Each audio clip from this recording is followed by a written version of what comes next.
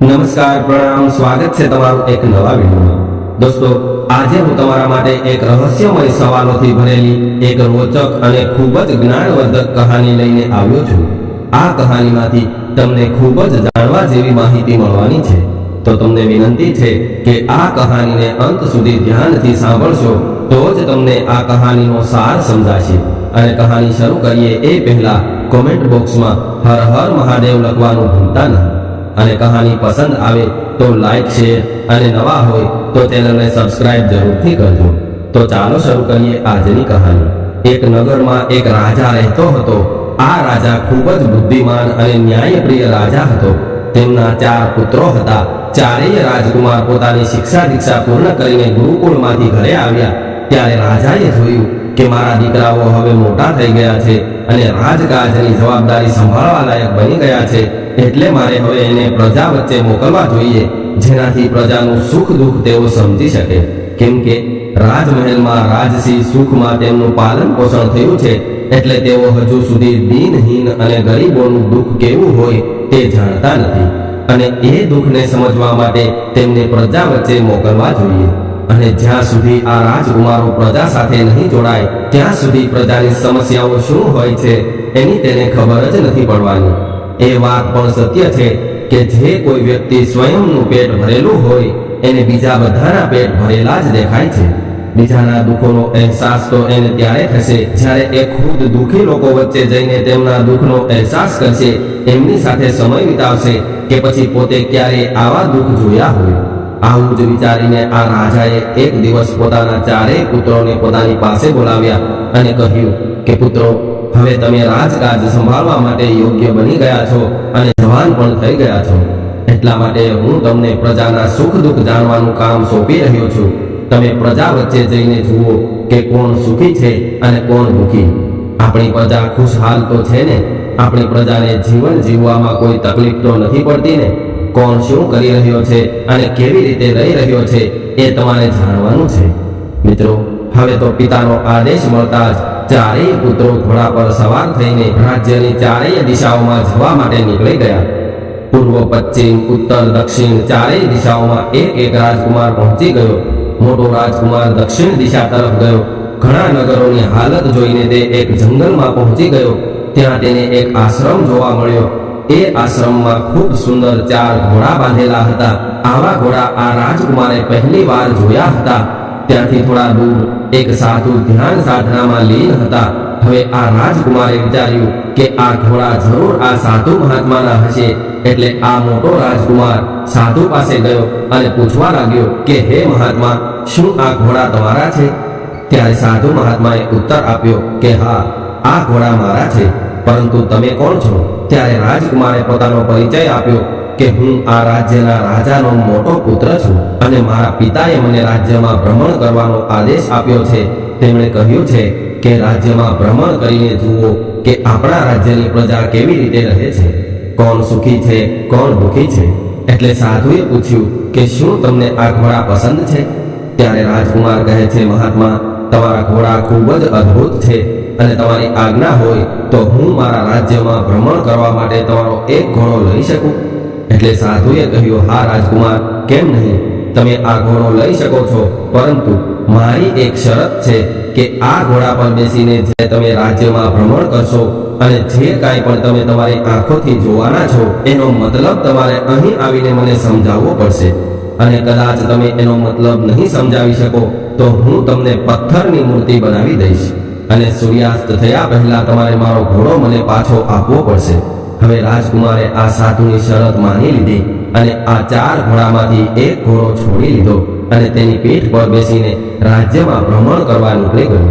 ચાલતા ચાલતા આ રાજકુમારને રસ્તામાં એક અજીબ વસ્તુ જોવા મળી। તેમણે જોયું કે એક મોટા વૃક્ષ પર અમુક ફળો ટીંગાતા હતા અને અમુક જાદુઈ લાકડીઓ એની રખવાળી કરતી હતી। હવે રાજકુમાર આ દ્રશ્ય જોઈને હેરાન થવા લાગ્યો, કેમ કે એમણે આવી ઘટના પહેલા ક્યારેય જોઈ નહોતી કે એક મોટા વૃક્ષ પર આવા ફળો આવેલા છે અને અમુક જાદુઈ લાકડીઓ એની 4 તરફ ફરીને એની રક્ષા કરી રહી છે। હવે આ દ્રશ્ય પોતાના મગજમાં યાદ રાખીને રાજકુમાર આગળ જવા નીકળી ગયો। આખો દિવસ રાજ્યના નગરોનું ભ્રમણ કર્યું। જ્યારે સૂર્યાસ્તનો સમય થયો ત્યારે તે આશ્રમ પર આવવા માટે એ જ રસ્તે ચાલવા લાગ્યો જે રસ્તેથી એ ગયો હતો. આવતા સમયે જ્યારે તે આ વૃક્ષ પાસે આવ્યો જેના પર અજીબ ફળો લાગેલા હતા, ત્યારે એમણે જોયું કે વૃક્ષ પર લાગેલા ફળોની રક્ષા કરવા વાળી લાકડીઓ હતી. એ જ લાકડીઓ દાતરડા બનીને આ ફળોને કાપી રહી હતી. હવે રાજકુમાર વધારે આશ્ચર્યચકિત થઈ ગયો અને તરત જ ત્યાંથી નીકળીને મહાત્મા પાસે આવ્યો અને આ ઘટના મહાત્માજીને કહી સંભળાવી. રાજકુમારના મુખેથી આવી વાત સાંભળીને મહાત્માજી પૂછવા લાગ્યા કે હે રાજકુમાર, તમે આ દ્રશ્યનો શું અર્થ લગાવ્યો? મને એનો મતલબ જણાવો, અને કદાચ નહીં બતાવી શકો તો હું તમને પથ્થરની મૂર્તિ બનાવી દઈશ. હવે રાજકુમારને કંઈ સમજાતું નહોતું કે તે આ દ્રશ્યનો અર્થ શું બતાવે. આખરે આ રાજકુમાર આનો મતલબ ન સમજાવી શક્યો એટલે મહાત્માજીએ એને પથ્થરની મૂર્તિ બનાવી દીધો.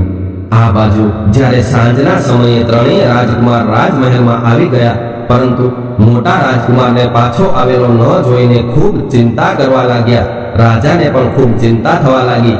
બીજા દિવસે રાજાએ તેમના ત્રણેય પુત્રોને મોટા પુત્રને શોધવા માટે મોકલી દીધા.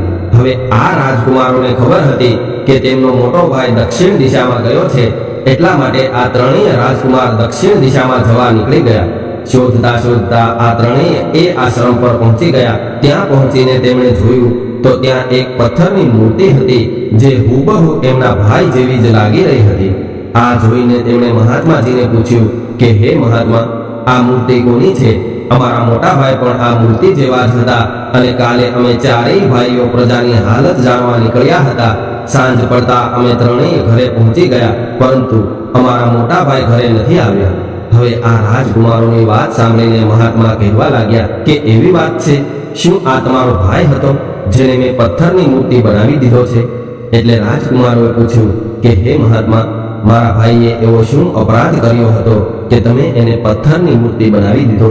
ત્યારે મહાત્માજીએ આખી વાત જણાવી કે તમારો ભાઈ એક ઘટનાનો મતલબ ન સમજાવી શક્યો એટલે મેં એને પથ્થરની મૂર્તિ બનાવ્યો છે. કેમ કે એમણે મારી પાસેથી એક ઘોડો માંગ્યો હતો, પરંતુ મારી એવી શરત હતી કે તું આ ઘોડા પર બેસીને જે કાંઈ જોઈને આવવાનો છો એનો મતલબ મને જણાવવો પડશે, અને કદાચ નહીં સમજાવી શકો તો હું તમને પથ્થરની મૂર્તિ બનાવી દઈશ. એટલા માટે મેં એને પથ્થરની મૂર્તિ બનાવી દીધો છે. અને હવે તમે તમારા ભાઈ પાછો પથ્થરમાંથી મનુષ્ય બનાવવા માંગો છો તો તમે પણ મારા આ ઘોડા પર સવાર થઈને ભ્રમણ કરવા નીકળી જાઓ, અને તમે આ ઘોડા પર સવાર થઈને જે કોઈ દ્રશ્ય જુઓ છો એમાંથી સૌથી અદ્ભુત દ્રશ્ય હોય એ મને આવીને કહેવું પડશે. અને કદાચ તમે એનો મતલબ નહીં સમજાવી શકો તો તમને પણ પથ્થરની મૂર્તિ બનાવી દઈશ. અને કદાચ તમે એનો સત્ય મતલબ સમજાવી શકશો તો હું તમારા ભાઈને મનુષ્ય બનાવી દઈશ. મિત્રો, હવે પોતાના ભાઈને મનુષ્ય બનાવવાના ઉદ્દેશ્યથી આ ત્રણેય ભાઈ મહાત્માજીનો એક એક ઘોડો લઈને ત્રણેય દિશામાં જવા નીકળી ગયા. ચાલતા ચાલતા એક રાજકુમારે રસ્તામાં એક અદ્ભુત ઘટના જોઈ. તેમણે જોયું કે એક મોટું તળાવ છે જે તેનાથી નાના નાના તળાવોને પોતાના જળથી ભરી રહ્યું છે, અને સાંજ સુધીમાં તો આ નાના તળાવોને ભરતા ભરતા મોટું તળાવ સ્વયં ખાલી થઈ ગયું. બીજા રાજકુમારે જોયું કે એક ગાય પોતાના વાછરનું દૂધ પી રહી હતી. ત્રીજા રાજકુમારે જોયું કે એક વ્યક્તિ પોતાના માથા પર ખૂબ મોટો લાકડીનો ભારો લઈને જઈ રહ્યો હતો, અને રસ્તામાં કદાચ એને નાની નાની લાકડીઓ મળી જતી તો એને પણ ઉઠાવી લેતો. જ્યારે તેના માથા પર પહેલાથી જ આટલું વજન હતું તો પણ એ પોતાના માથા પર વજન વધારતો હતો. ત્રણેય રાજકુમાર સૂર્યાસ્ત થતા પહેલા જ મહાત્મા પાસે આવી ગયા અને તેમણે જે કાંઈ જોયું તે તમામ ઘટનાઓ મહાત્માજીને કહી સંભળાવી. હવે મહાત્માજી કહેવા લાગ્યા કે તમે ઘટનાઓ તો જણાવી દીધી, પરંતુ હવે એનો મતલબ સમજાવો, નહીંતર હું તમને પણ પથ્થરની મૂર્તિ બનાવી દઈશ. હવે આ ત્રણેય રાજકુમારોને આ ઘટનાઓના મતલબની ખબર નહોતી પડતી, એટલા માટે મહાત્માએ આ ત્રણેય રાજકુમારોને પણ પથ્થરની મૂર્તિ બનાવી દીધા. હવે સાંજે આ રાજકુમારો ઘરે ન પહોંચ્યા એટલે રાજા વધારે ચિંતામાં પડી ગયો.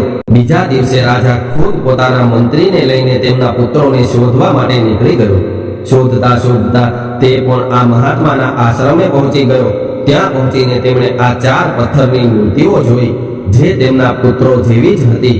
આ જોઈને રાજાએ સાધુ મહાત્માને પૂછ્યું કે હે મહાત્મા, હું આ રાજ્યનો રાજા છું અને હું મારા પુત્રોને શોધવા નીકળ્યો છું. મારા 4 પુત્રો 2 દિવસથી લાપતા છે, પરંતુ હું એ વાતથી ખૂબ જ સંદેહમાં છું કે આપના આશ્રમમાં આ 4 મૂર્તિઓ છે એ મારા પુત્રો જેવી જ લાગે છે. રાજાની વાત સાંભળીને મહાત્માજી બોલ્યા કે તો શું આ 4 તમારા પુત્રો હતા? એટલે રાજાએ કહ્યું, હા, આ 4 મારા પુત્રો હતા. અને હે મહાત્મા, મારા પુત્રોથી એવો શું અપરાધ થયો કે તમે એને પથ્થરની મૂર્તિ બનાવી દીધા? ત્યારે મહાત્માજી કહે છે કે તમારા પુત્રો મારા પ્રશ્નોનો ઉત્તર ન સમજાવી શક્યા, એટલે શરત અનુસાર મેં એમને પથ્થરની મૂર્તિ બનાવ્યા છે. અને કદાચ તમે એને મનુષ્ય બનાવવા માંગતા હોય તો તમે પણ મને મારા પ્રશ્નોનો સત્ય અર્થ સમજાવી દો. ત્યારે રાજાએ કહ્યું કે હે મહાત્મા, તમે મને તમારા પ્રશ્નો જણાવો. ત્યારે મહાત્માજીએ આ 4 ઘટનાઓ વિશે જણાવ્યું જે આ રાજકુમારોએ જોઈ હતી. ત્યારે રાજા બોલ્યો કે હે મહાત્મા, હવે એ ઘટનાઓનો અર્થ હું તમને સમજાવું છું. મારા મોટા પુત્રએ જોયું કે એક વૃક્ષ પર ઘણા બધા ફળો લાગેલા હતા. એની રખવાળી લાકડીઓ કરી રહી હતી અને ત્યારબાદ એ જ લાકડીઓ દાતરડા બનીને એને કાપી રહી હતી. એનો અર્થ એ છે, આ એવા લોકો માટે કહેવાયું છે જે રક્ષક થઈને પોતાનાથી નાના અથવા પોતાના ચરણમાં આવેલા લોકોનું ભક્ષણ કરે છે. એટલે કે મનુષ્ય વિપત્તિમાં અથવા તો ગરીબી લાચારી આવવાથી પોતાની કોઈ કિંમતી વસ્તુ કોઈ પૈસાવાળા શેઠ પાસે ગીરવે મૂકે છે, તો આજકાલના લોકોની દાનત ખરાબ હોવાથી એ વસ્તુને પચાવી લે છે. બીજી વાત, કદાચ એ વ્યક્તિ એ વસ્તુને છોડાવી ના શકે તો પણ એને પડાવી લે છે. એટલે કે રક્ષક જ ભક્ષક બને છે. જે એમની સુરક્ષા કરે છે એ જ એમનું ભક્ષણ કરે છે. એટલા માટે આ સંસારમાં એવા પણ લોકો છે જેના પર ભરોસો નથી કરી શકાતો. મારા બીજા પુત્રએ જોયું કે એક મોટું તળાવ નાના નાના તળાવોને ભરતા ભરતા પોતે ખાલી થઈ ગયું. આ ઘટના એવા લોકો તરફ ઈશારો કરે છે જે દયાવાન અને પરોપકારી હોય છે. દુનિયામાં એવા પણ લોકો છે જે સ્વયં કષ્ટ સહન કરીને બીજા લોકોની મદદ કરે છે, ભૂખ્યાઓને ભોજન કરાવે છે, ખુદ ભૂખ્યા રહી જાય છે, પરંતુ પરોપકારી વ્યક્તિ ક્યારેય પોતાના વિશે નથી વિચારતો. એ સદૈવ દીનહીન તેમજ દુખિયાઓને સહાયતા કરવામાં લાગેલો રહે છે. હવે રાજાએ કહ્યું કે મારા ત્રીજા પુત્રએ જોયું હતું કે એક ગાય તેમના વાછરૂનું દૂધ પી રહી હતી. આ વાત એવા લોકો તરફ ઈશારો કરે છે જે લોકો પોતાની પુત્રીની કમાણી ખાય છે, કન્યા વિક્રય કરે છે, દીકરીઓ પાસે ખોટા કામો કરાવે છે અને એનાથી મળવાવાળા ધનથી પોતાનું પેટ ભરે છે. આવા મા બાપને ધિક્કાર છે. કન્યા વિક્રય કરવાવાળા મા બાપો નિશ્ચિત રૂપથી નર્કમાં પડે છે. હવે રાજા કહે છે, મહાત્મા, મારા ચોથા પુત્રએ જોયું કે એક વ્યક્તિ લાકડીઓનો એક મોટો ભારો માથા પર લઈને જઈ રહ્યો હતો, તો પણ રસ્તામાં મળવાવાળી લાકડીઓને ઉઠાવી લેતો. આ ઘટના સ્વાર્થી લોકો તરફ ઈશારો કરે છે કે એમનું પેટ કદાચ ગમે એટલું ભરેલું હોય તો પણ તેમને ભૂખ રહે છે. અમુક લોકો પાસે ઘણું બધું ધન હોય છે તો પણ એવા લોકો ગરીબોનું પેટ કાપીને પોતાનું પેટ મોટું કરતા રહે છે. કોઈ સરકારી કર્મચારી અથવા અધિકારી જેને સરકાર તરફથી પોતાના કામ માટે પર્યાપ્ત ધન આપવામાં આવે છે, છતાં પણ તેઓ લોકો પાસેથી રિશ્વત માંગવાનું છોડતા નથી. અને આવા લોકો જીવનભર લાચાર અને ગરીબોનું ધન લૂંટતા રહે છે. જેની પાસે જેટલું વધારે ધન હશે તેમને ધન માટે એટલી જ વધારે ભૂખ હશે. આવા લોકો પોતાનું ધન શુભ કાર્યોમાં તો નથી લગાવતા, પરંતુ તેમની તૃષ્ણા એને સંતુષ્ટ નથી થવા દેતી.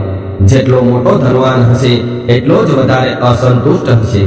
મિત્રો, હવે મહાત્માજી રાજાના મુખથી આ ઘટનાઓનો સત્ય અર્થ સાંભળીને ખૂબ પ્રસન્ન થયા. એટલે તેમણે આ 4 રાજકુમારોને ફરીથી મનુષ્ય બનાવી દીધા. ત્યારબાદ રાજા પોતાના પુત્રો સાથે મહેલમાં આવ્યો અને આનંદથી પોતાનું રાજ સંભાળવા લાગ્યો. મિત્રો, આ કહાની તમને કેવી લાગી કોમેન્ટમાં જરૂર જણાવજો. અને પસંદ આવી હોય તો વિડીયોને લાઈક, શેર અને નવા હોય તો ચેનલને સબસ્ક્રાઇબ જરૂરથી કરજો. હર હર મહાદેવ.